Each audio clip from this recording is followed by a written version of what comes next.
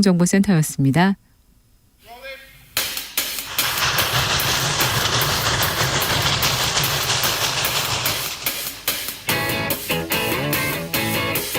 오늘도 열심히 돌아갑니다. 정치발전소 장앤장. 자, 국내 정치평론계 최고수 두 분 모셨습니다. 나는 보수다 장성철 공론센터 소장 어서 오세요. 안녕하세요. 보수파 패널 장성철입니다. 네. 장윤선 정치전문기자 어서 오세요. 근데? 네, 안녕하세요. 네. 아니 좋아서. 제 말이 웃겨요? 난 장성철 좋아해서 그래요. 좋아해서 그래. 뭐 아니 웃지도 못하나요? 아니 까만색이에요. 장 소장은. 까만색이 뭐예요? 표가 나왔어요. 표가. 중도 우파. 중도 우파예요? 네. 보수 참칭 아니고? 참칭 아니죠. 보수. 이렇게 열심히 하는데. 네, 대한민국 보수. 네, 빨간색 장 소장님 이름 빨간색 때는 모두가 안 한다고 할 때, 모두가 피할 때도 할 말은 해야 된다. 이게 국가 발전을 위해서 대통령한테도 할 말하고 그리고 또 보수의 입장을 견지하고 있는 장성철 소장님. 그죠? 네, 괜찮죠? 네. 자, 근데 태영호 최고위원 녹취록 이거는 이거 대통령실에서 정치 개입한다 이런 의혹이 조금 이거 불 붙었어요. 그렇게 볼 수밖에 없지요. 오늘 하루 종일 기자들이 뭐 국회 출입 기자 뭐 다 장난 아니게 취재 도대체 첫 번째 누가 흘렸냐부터 시작을 해서 네. 뭐 엄청 바빴습니다. 이게 하루 종일. 뭐지요? 예, 누가 흘렸냐, 어떻게 나온 거냐, 네. 그 다음에 이 내용의 위중함, 그렇죠. 그 다음에 국민의힘 내부 분위기, 예. 뭐 기사 꼭지가 뭐 6-7가지 계속 늘어나고 있습니다. 지금 상황은 매우 엄중합니다. 이거 어떻게 된 일입니까? 저는 다 파악을 했는데 네. 말로 옮기기는 좀 어렵다. 네. 네? 그래도 좀 어디까지 해봐요. 자, 입장을 한번 들어봅시다. 보수의 입장은. 그러니까 이제 이 사건부터 말씀을 드리면 네. 저는 이진복 정무수석은 네. 본인은 이런 얘기를 안 했다라고 얘기를 하고 있고 태영호 의원 같은 경우엔 과장되게 얘기했다라고 하잖아요. 네. 일단 그분들이 그렇게 말했다라는 거를 전제로 깔고 태영호 의원이 말한 거는 사실입니다. 일단 여기까지는 됐네요. 예, 과장돼서 얘기했다라는 거고. 과장했을 뿐인데 저는 만약 그 말이 사실이라면 네. 이것은 가장 크게 문제되는 점은 뭐 장윤성 기자님 공천 개입 문제 얘기하시겠지만 저는 무엇보다 태영호 최고위원은요 당원들의 투표를 통해서 선출된 네. 국민의힘 최고 지도부의 일원이에요. 네. 그런데 이진복 수석은 대통령이 임명한 비서란 말이에요. 네.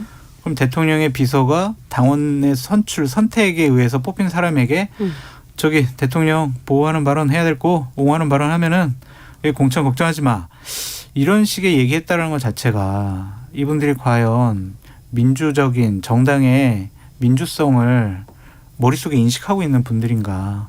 그 점에 대해서 가장 큰 의구심을 할 수밖에 없어요. 국민의힘은 사실은 대통령실 눈치를 많이 보시잖아요. 그러니까 지금 그 국민의힘 내부 오늘 이제 하루 종일 취재를 했더니 뭐 한 3갈래 정도 파악이 됩니다. 네. 첫 번째 전화 안 받는 분들이 있어요. 네. 곤란하죠. 네, 곤란해서 말하기 싫으니까 전화 안 받는 분들이 있고요. 또 한 부류는 적극적으로 그 얘기를 합니다. 네. 본인이 아니라고 하지 않냐 지금. 본인이 지금 자기가 허언증에 빠져가지고 한 얘기라고 자기는 본인이 거짓말이라고 하는데 무슨 더 설명이 필요하냐 그런 설명 필요 없다 이렇게 얘기하는 분들이 있고 또 한 부류는 주로 중진들이 이런 얘기를 하는데요. 첫 번째는 태영호 의원 자체에 대해서 한국 정치를 잘 모르는 외국인 아니냐. 그러니까 북한 사람이다. 그러니까 한국 정치를 잘 모른다. 이런 분위기면 내년에 공천받아서 출마할 수 있겠냐. 좀 어려울 것 같다. 이런 진단을 하시면서 동시에 다른 각도로 주장하시는 분들은 만약에 이게 사실이라면 용산에서 의원들의 일거수일투족을 다 체크하고 공천에 개입하겠다는 건데 이거는 엄연하게 대한민국은 삼권 분립 국가이고 그리고 입법부의 권위가 있는 것인데 이게 말이 되냐. 그러면 즉각적으로 우리 당 지도부가 이게 뭔지 사실관계 확인을 좀 하고 조사를 하고 그리고 대통령 비서실에 항의할 게 있으면 항의도 하고 또 사실 여부 따져서 의원총회 열어서 의원들한테 보고도 좀 하고 이런 거를 해야지 도대체 뭐 하고 있냐. 이게 뭐 태영호 의원이 내가 허언했다라고 퉁치고 넘어갈 일이냐. 이건 아니지 않냐라는 얘기가 나오고 있고요.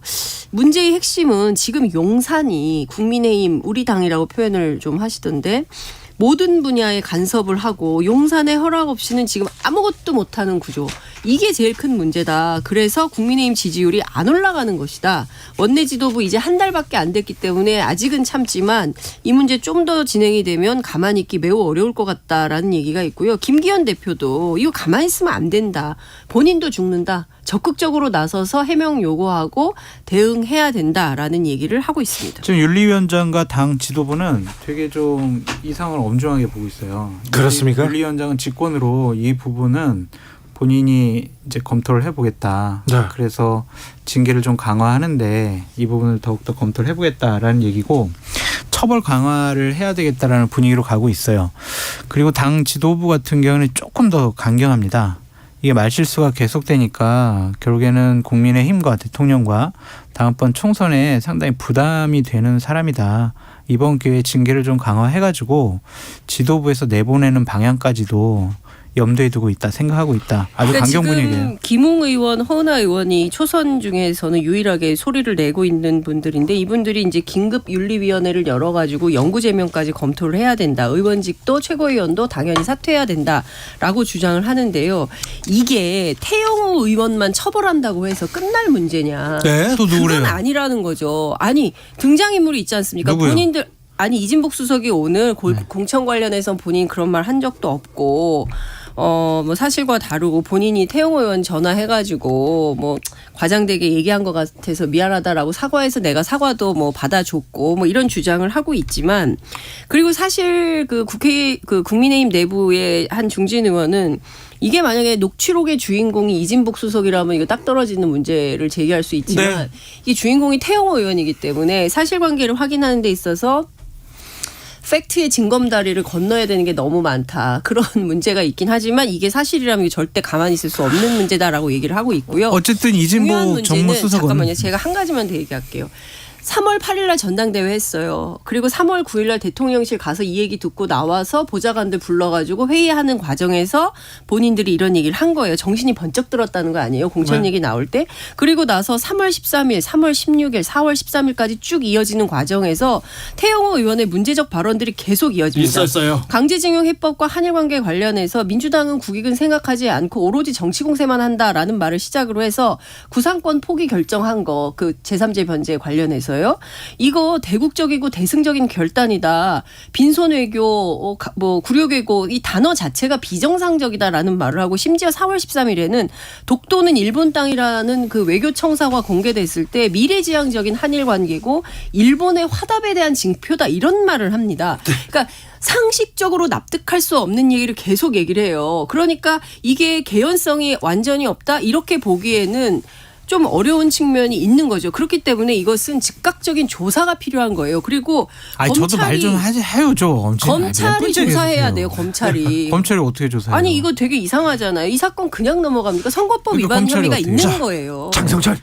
그러니까 이걸 줄줄이 사탕 엮어가지고 그냥 하나의 스토리를 만드는 것은 좀 무리한 해석이 아니냐라고 장혜성 기자님 발언에 좀 반박을 하고 싶고요. 어쨌든 이 부분이 우리가 막 얘기하잖아요. 사실이라면 이라는 전제 조건을 달고 비판을 하는 것은 조금 좀 과하고 무리한 비판이다. 녹취록이 나왔다니까요. 이거 그 저기 그러니까 예를 들면 이런 거죠. 나왔죠. 태영호 의원과 이진복 정무수석의 둘이 대화 나누는 녹취록이 나오면은 이거는 변명의 여지가 없어요. 그러나 태영호 의원과 보좌진들과 이렇게 얘기죠. 그래도 저는 태영호 의원이 네. 그냥 이진복 정무수석하고 얘기를 나눴을 것 같아요. 예. 그런 얘기를 보좌진들에게 전했을 것 같아. 그렇죠. 그런데 그러한 정치적인 정무적인 판단과 예. 이것이 법률적으로 문제가 있어서 검찰까지 조사해야 된다는 건 좀 무리한 해석으로 할 필요가 보이고. 있어요. 왜냐하면 자 보십시오. 네. 그 본인이 이제 그 MBC 보도 나오자마자 페이스북에 글을 올려가지고 이진복 수석하고 한일 관계나 뭐 공천 문제에 대해서 본인 얘기한 적이 없다. 일단은 수습하는 거죠. 그리고 전당대회가 끝나고 나서 공천 관련해서 걱정하는 보좌진들을 안심시키는 과정에서 나온 말이다라고 해명을 했어요. 이거는요 국회 출입 이제 막 시작한 기자들도 알아요. 네. 국회의원 그 회관에서 의원과 보좌관, 비서관 간의 그 관계. 관계가 어떤지 무슨 보좌관들을 안심시키기 위해서 의원이 이런 말을 했다는 건 이거는 상식적으로 납득이 안 되는 아니요. 그런 말을 할 수가 말이에요. 있어요. 의원들이 그런 말을 할 수가 있어요. 왜냐하면 보좌진들이 흔들릴 수가 있으니까 그러니까. 그 말씀을 할 수가 있는데 저는 그 말이 웃긴 거예요. 최고위원으로 뽑히면은 이제 공천은 이제 걱정하지 말라. 걱정하지 마. 네. 이렇게 얘기를 해야 맞는데 그렇다니까요. 그게 아니라 최고위원 됐는데 공천이 걱정되니까 너희들 안심해.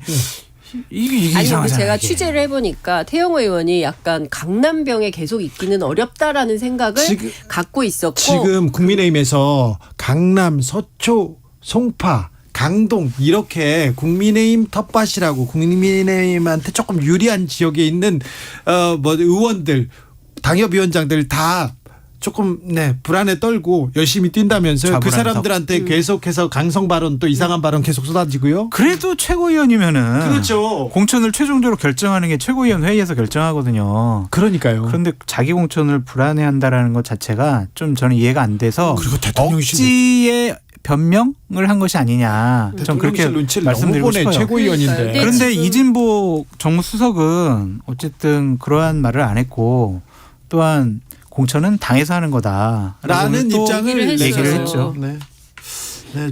자, 근데 사실은 근데 어찌됐든 납득하기 어려운 지점들이 굉장히 맞아요. 많이 네. 있다. 옳으신 그렇기 말이에요. 때문에 이후에 기자들이 취재를 통해서 어떤 후속 보도를 할지는 모르겠으나 네. 그 후속 보도에 따라서 국민의힘 내부는 상당히 어려워질 가능성이 있고 그리고 내부가 이미 굉장히 매우 흔들리고 있는 것 같다. 취재를 해보면 그렇습니다. 내부는 흔들리고 있는데 또 이 문제가 더 크게 밝혀지고 이거 검찰 수사를 통해서 대통령실의 정치 개입을 밝힐 수 있을 거 거기까지 보는 사람들은 그러니까 예를 아니 근데 들면은 이런 얘기는 해요. 뭐 예컨대 시민단체들이 고발을 해가지고 수사 해주세요라고 요청은 할 수 있겠으나 하겠어요? 검찰이 안 할 거다. 그러니까 예를 들면은 오늘 MBC가 와 이진복 태용호 딱 거짓말한 거 딱 걸렸다. 우리 다른 녹취록 있다.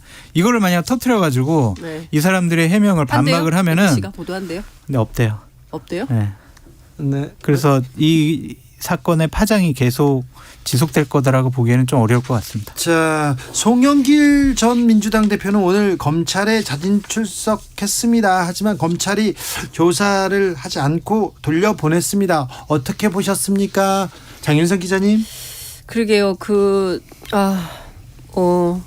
화장실이 어디냐고 묻기도 하고 그리고 또 뭐 검사님한테 연락했는데 전화 못 받았냐 나는 들어가고 싶다. 예. 그랬더니 검찰에서 근데 사실 저는 처음부터 정치적인 한 그 제스처죠. 그럼요. 정치적인 움직임이라 그러니까 항변인 거죠. 내가 네. 당신들이 들어오라고 해서 들어왔고 오자마자 출국 금지를 했고 그러면 곧바로 검찰 수사가 이어져야 되는데 일주일째 감감무소식이고 압수수색과 그런데 주변만- 난데없이 네. 뭐 주변에 뭐 본인 무슨 정책연구소 포함해서 주변 지인들까지 해서 대여섯 군데 압수수색을 해서 탈탈 털고 그러면 이거 결국에는 별건 수사하려는 거 아니냐라는 의혹을 가지고 있는 거고 그리고 과거에는 박희태 사건 같은 경우에 서울중앙지검 공안 일부에서 했었는데 왜 나는 특수부야 이거 공안 일부로 이첩해서 신속하게 수사해 주세요라고 요청을 하고 있는 겁니다. 뿐만 아니라 불만이 굉장히 많아요. 네. JTBC가 보도한 그 내용 이거 사실상 피의사실 공표에 해당이 되는데 관련해서 이거 어떻게 된 건지 확인이 좀 필요하다. 뭐 이런 부분들 그리고 이제 본인의 그 정책연구소에 일했던 어떤 회계 담당자가 프랑스에 왔었는데 와서 잠깐 만났는데 이게 돈봉투 사건 터지게 이 사람이 뭐 여행 차원에서 왔던 건데 이 사람이 왔다 갔다 입맞춘 것처럼. 연관성이 있다 입맞추기 했다라는 보도가 먼저 나왔다. 그러면 개인의 출국 정보를 법무부 그 출입국 사무소 통해서 검찰이 어떻게 이게 흘린 경위가 어떻게 되는 거냐 뭐 이런 등등에 대해서 문제 제기를 많이 하고 있어요. 근데 검찰은 한동훈 법무부 장관도 그렇고 검찰도 그렇고 아직 준비가 안 됐으니까 오지 말고 부를 때까지 기다려라 이런 거잖아요. 근데 예. 이제 송영길 대표는 아니 준비도 안 돼 있으면서 왜 오라 그런 거냐. 준비 다 해놓고 나를 불렀어야지라고 주장을 좀 하고 있는 이런 상황인 것 같습니다. 검찰에서 송영길 대표 보고 오라고 한 적은 없죠. 민주당이 오라 그랬죠. 민주당 의원들이 오라고 그랬죠. 예. 빨리 귀국해라. 네. 안 그러면 압송까지 해야 된다. 민주당 의원들이 했어요. 그래서 검찰에서 오라고 했다라는 식으로 송영길 대표가 얘기하는 것은 뒤집어 씌우기다. 물귀신 작전이다라고 볼 수밖에 없고 오늘 검찰에 출두한 거는요. 제발 나 구속시키지 마라고 법원을 향해서 외치는 헐리우드 액션이다라고 저는 보고 싶어요. 헐리우드 액션이요? 네. 나 이렇게 검찰에 가서 자발적으로 조사도 받고 나 어디 도망 안 갈 테니까 제발 나 인신구속은 하지 말아주세요. 검찰에서 구속영장 청구하더라도 저 구속영장 기각시켜 버려주세요.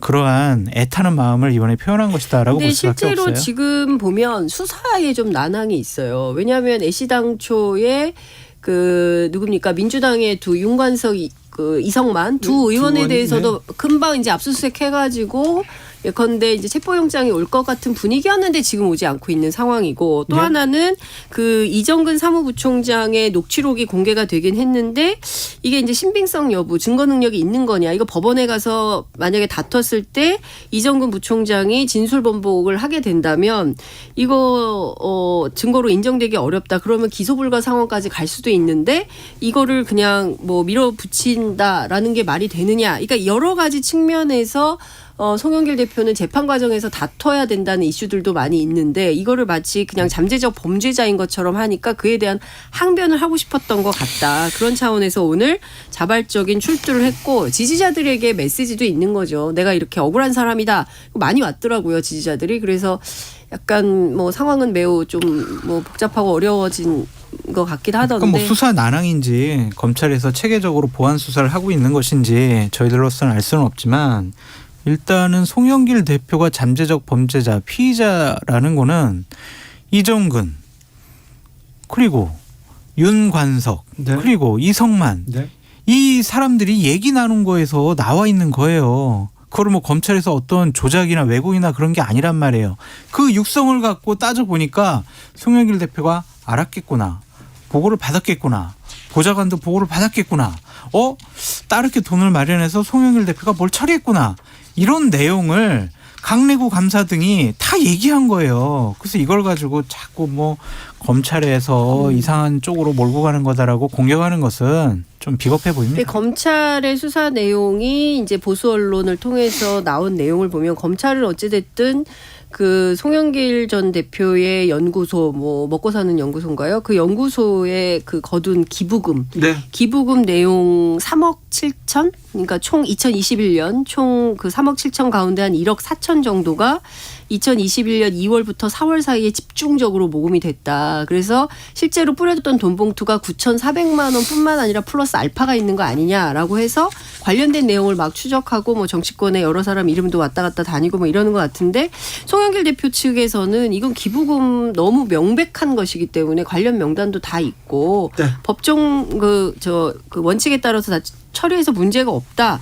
근데 뭔가 부풀리는 뭐 어떤 가능성을 의심하는 기사들은 많이 나오는데 네. 실제 그렇지는 않다라는 내용이 계속 나오고 있어서요. 검찰 수사 될것 이어지고 같습니다. 지금 보도가 계속 나오고 있습니다. 그런데 민주당은 이 돈봉투 의혹 이 사건 어떻게 처리해야 되는지 지금 원내대표 새롭게 박광훈 원내대표가 선출된 시점에서 여기에 대해서 어떤 결정은 내려야 되는 시점이에요. 제가 취재를 했는데 내일 의총이 있어요. 그러니까요. 그 의총에서 그러니까 박광원 대표가 이 문제 처리합시다라고 해서 동을 뜨진 않을 것 같아요.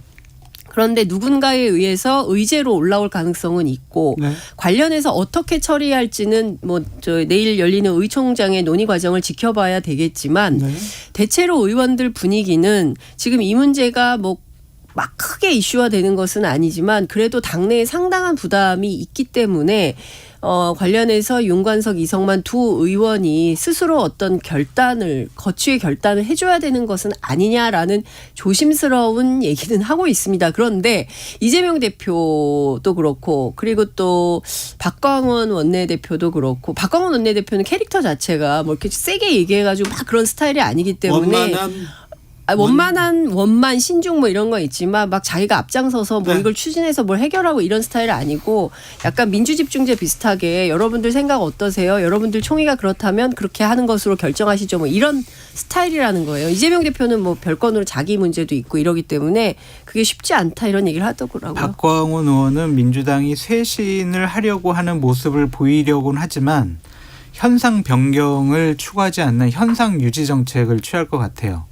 그냥 두 의원에 대해서 논의해보겠다라는 거지 조치하겠다라는 강한 의지가 없어 보이고 이 돈봉투 사건의 가장 큰 문제점인 제도라고 생각을 하는 대의원 제도도 이거는 필요하다라고 얘기를 하고 있고, 그렇다면 비례대표 순번을 정하는 민주당의 중앙위원회도 바꿀 생각이 없을 거예요.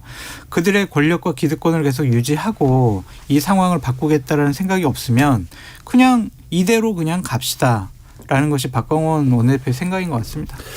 자, 원내대표 박강원 원내대표 새로 선출되자 윤 대통령, 자, 원내대표끼리는 만나자, 여야 원내대표 대통령 만나자, 이런 제안을 했습니다. 박강원 대표는 아이고 대표 먼저 만나셔야죠 얘기를 했는데 네. 그럼 어떻게 될까요? 뭐 못 만나는 거죠. 그러니까 총선 때까지는 그러니까 이재명 대표를 만날 생각이 없잖아요. 우리 윤석열 대통령이. 네. 그렇기 때문에 박광원 대표가 지금 이제 막 된 지 뭐 한 달 얼마 안 됐잖아요. 지난주에 됐죠.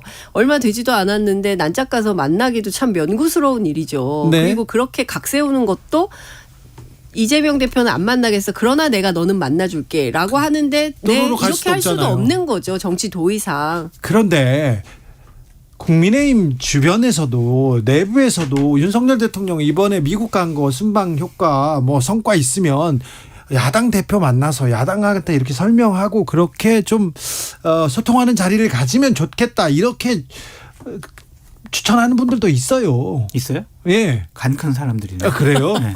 김성태 상임의장. 그거야 그분은 뭐 좀 멀리 떨어져 있으니까.